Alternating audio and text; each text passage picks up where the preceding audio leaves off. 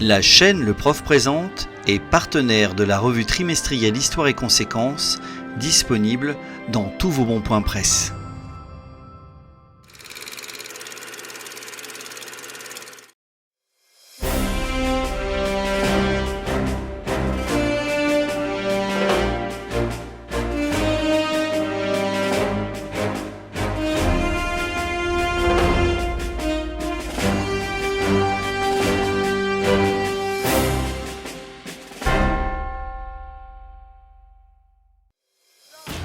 Début juillet 1789, la révolution politique est en marche.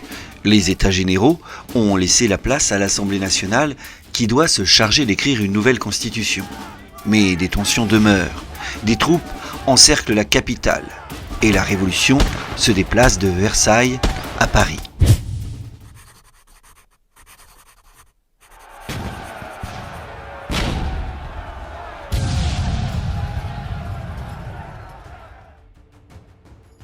Le 14 juillet 1789, c'est la prise de la Bastille, cette prison royale qui représente l'arbitraire du monarque. Non qu'il ait été absent avant, cet événement marque l'irruption du peuple dans le jeu révolutionnaire, sans demi-mesure. Depuis les années 1780, des tensions se sont accumulées, pour le peuple des campagnes comme pour celui des villes. On note une montée des violences caractérisée par la progression numéraire des émotions populaires aux causes diverses. Les mécontentements portent pour la moitié sur la fiscalité. Viennent ensuite les émeutes de subsistance sur des lieux et des cibles précises. Et enfin, dans les campagnes, les rébellions antiseigneuriales portent surtout autour des biens communaux. Le climat est aussi de la partie. L'été 1788 a été pluvieux et les récoltes mauvaises. L'hiver 1788-1789 est particulièrement rigoureux. Le peuple a du mal à supporter la fiscalité du royaume, l'organisation sociale et surtout cherche de quoi se nourrir et se loger. Dans les villes, le travail vient à manquer. Le pouvoir d'achat des plus pauvres chute et la disette s'installe. Et quand une manufacture souhaite baisser le salaire de ses ouvriers, alors qu'en même temps le prix du pain augmente fortement, la révolte gronde, comme c'est le cas pour l'entrepreneur Réveillon dans le faubourg Saint-Antoine en avril 1789. Le contexte politique se répercute sur le peuple. Le renvoi de Necker, rendu public le 12 juillet, renforce le mécontentement des foules, d'autant que le ministre était populaire pour ses mesures contre la cherté. Des milliers d'hommes et de femmes, prêts à en découdre, rentrent dans le jeu politique. La Révolution se déplace de Versailles à Paris. Les premiers troubles se produisent. Le 12 juillet, Camille Desmoulins, au Palais Royal, harangue la foule. Il appelle le peuple à prendre les armes et les dragons du royal allemand interviennent. Dans le même temps, des barrières d'octroi sont incendiées et le couvent Saint-Lazare, où l'on pense qu'est entreposé en grand nombre le grain, est pillé. Le 13 juillet, la menace d'un encerclement de Paris se précise. Les ponts de Sèvres et de Saint-Cloud sont gardés militairement et les communications avec Versailles sont coupées.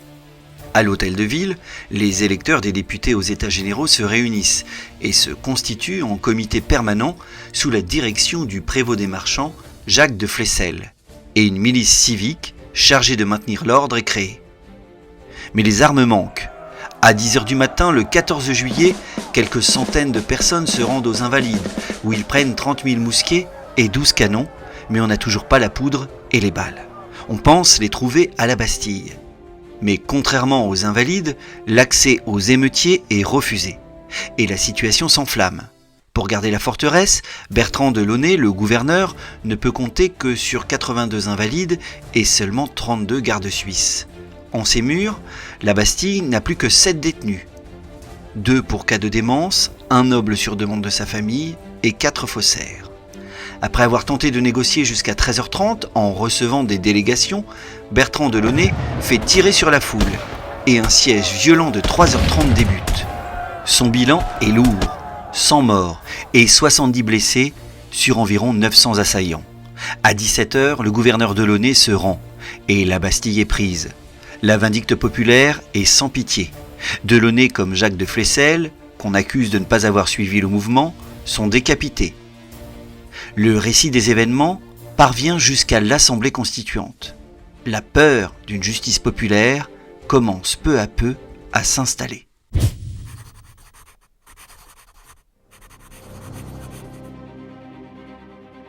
Après 6 jours de débats intenses et parfois antagonistes, le 26 août 1789, un ordre nouveau est mis en place avec la rédaction et l'adoption de la Déclaration des droits de l'homme et du citoyen par les députés de l'Assemblée constituante à Versailles.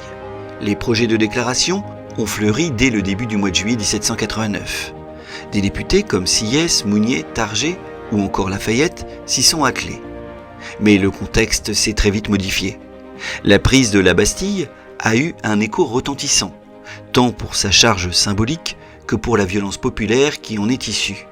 Celle-ci ne cesse d'ailleurs pas puisque le 22 juillet 1789, le peuple parisien s'en prend à l'intendant de Paris Berthier de Savigny et à son beau-père Foulon. D'abord malmenés, ils sont mis à mort après un rituel fait d'humiliation et de châtiment.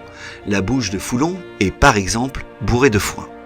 Leur tête, mise sur des pics, crée l'effroi à l'Assemblée nationale, mais les députés hésitent à rétablir l'ordre. Dans les villes du royaume, des milices sont mises en place pour tenter de contrôler le peuple qui s'en prend à ceux qui prélèvent l'impôt. Les notables tentent de reprendre la main. Dans les campagnes, une réaction en chaîne s'empare de la paysannerie. Du 20 juillet au 6 août, la grande peur se propage dans les 3/4 du royaume par l'action des messagers, des rouliers, des colporteurs ou des voituriers. Dans un contexte de crise de subsistance et de pauvreté intense qui jette sur les routes de nombreux errants, la rumeur enfle et s'amplifie.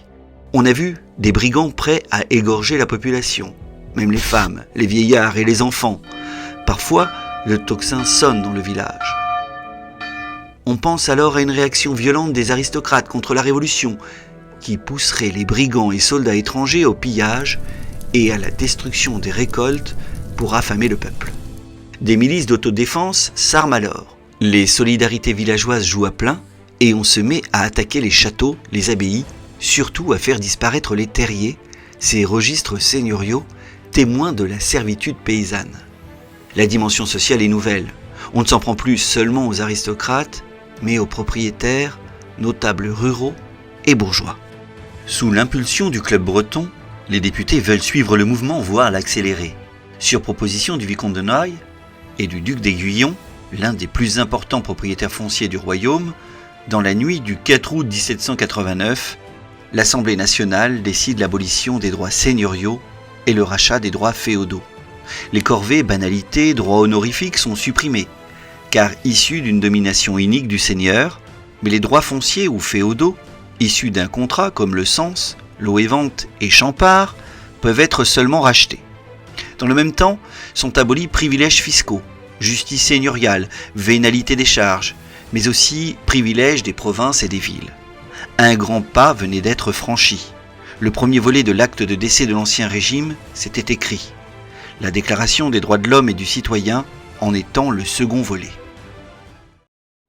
Alors que sur la plupart des projets de déclaration, les textes ne portaient que sur les devoirs des citoyens, ceux votés le 26 août 1789 vont plus loin. Discutés et débattus âprement aussi bien par les progressistes que par les conservateurs, les 17 articles de la Déclaration des droits de l'homme n'ont pas de véritable auteur, mais sont le résultat d'un ensemble de compromis. Inspiré des idées de Montesquieu, mais surtout de Jean-Jacques Rousseau, le texte puise aussi dans les déclarations américaines, tout en les dépassant, revêtant philosophiquement un caractère universaliste. En premier lieu, la Déclaration des droits de l'homme et du citoyen affirme les droits naturels, inaliénables et sacrés de l'homme, la liberté, l'égalité, la propriété, la sûreté, les libertés de pensée et de croyance, le droit de s'opposer à l'oppression. Sans promouvoir le suffrage universel, elle empêche le retour à une monarchie absolue, la souveraineté résidant dans la nation et les pouvoirs exécutifs, législatifs et judiciaires étant séparés. Malgré tout, l'Assemblée, consciente de possibles débordements, prend soin de borner ces nouveaux droits et principes. Ainsi, la liberté est limitée pour protéger autrui et préserver l'ordre établi par la loi. À noter également l'absence de droits sociaux, comme le droit de réunion ou d'association. Ces omissions et ces ambiguïtés sont autant de freins qui porteront plus tard préjudice à la Révolution française et favoriseront les troubles. Il n'empêche que la Déclaration des droits de l'homme et du citoyen devient dès son adoption un texte incontournable, qui sera le préambule de la future Constitution. Pour la rédiger, les députés n'ont pas consulté le roi. Sa place au sein du nouveau régime va se poser avec acuité. Son pouvoir étant dit héréditaire, issu de Dieu, quel rôle lui donner au sein de la nouvelle organisation politique ? C'est l'une des questions majeures qui secouera les débats dès le mois de juillet 1789.